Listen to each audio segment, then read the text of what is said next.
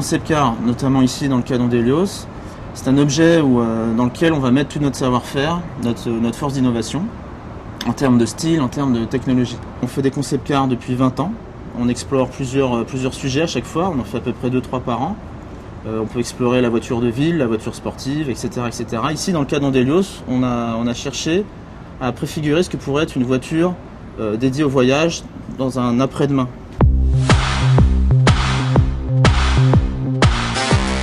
Alors, les différents éléments qui inspirent le concept car, on va les puiser tout simplement dans l'environnement quotidien.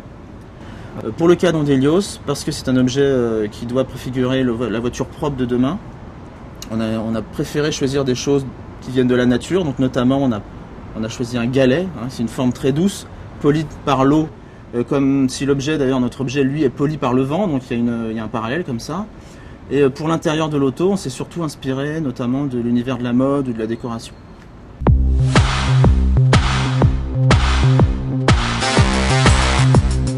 Donc les différentes étapes de conception pour un concept car sont tout d'abord la phase dessin. Tout simplement, il faut dessiner l'objet.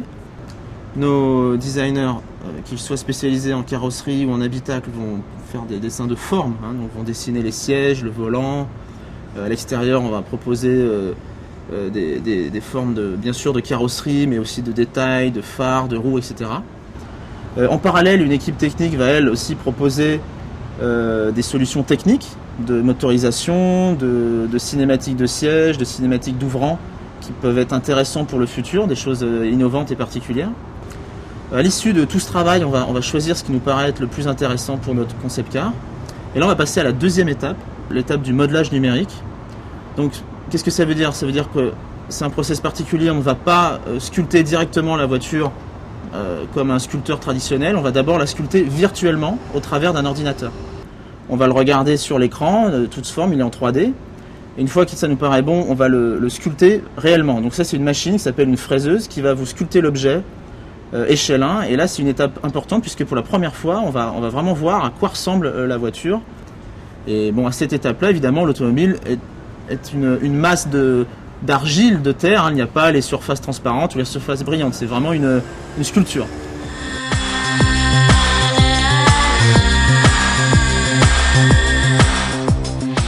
Et la dernière étape, qui est très longue et importante bien sûr, c'est la réalisation de l'objet. Pour ce faire, on va partir chez un sous-traitant qu'on avait appelé un carrossier, qui est spécialisé dans la fabrication de ces objets. Pourquoi ce carrossier? Parce qu'il faut savoir que dans un concept car, il y a beaucoup de choses qui sont réalisées à la main, donc ce sont vraiment des artisans. Ce sont même des métiers qui disparaissent, certains. Donc des modeleurs qui vont sculpter à la main des choses, qui vont usiner des choses aussi à la main.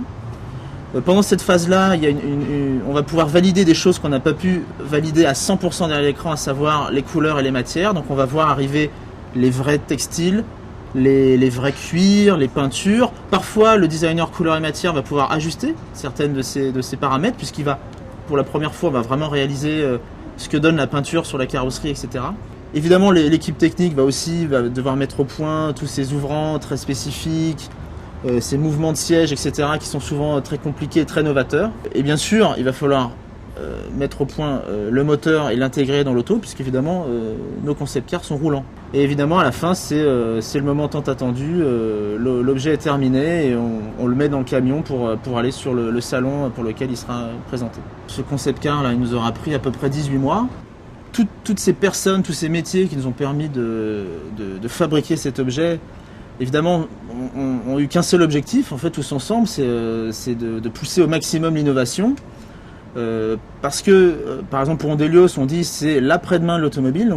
Et pour nous, designers, la fibre du métier, c'est vraiment de se projeter dans le futur et de rêver, d'imaginer ce que ce sera.